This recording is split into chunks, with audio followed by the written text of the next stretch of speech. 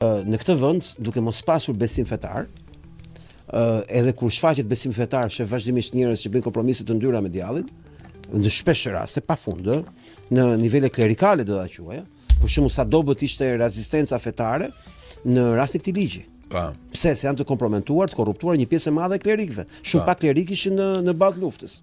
Dhe po ta shohësh holl, ne kemi një problem me mëkatin që s'na gjykon dot kush për keq, për kundrazi. Po pra sistemi referimi që të ti vlla. Ne gjykojmë për mirë, mamaja i thot djalit, llafit, mos u bëj idiot si babai. Bëj shkathët. Bëj pakt me djallin. Është leksioni që mamaja në shtëpi vlla. Më kupton logjikën. Në këtë vend flas.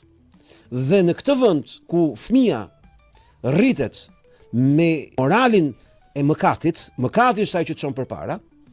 Në këtë vend ti mos prit që të ketë kufi e keqja. Dhe prandaj në këtë vend kur ata vjedhin 50 milionë euro me i dorë, ke pra një gjë e vogël fare.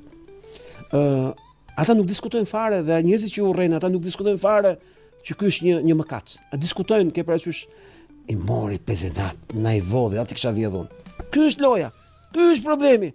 Këtë nuk kuptojnë dot, pra ne jemi të ndeshkuar në para Zotit.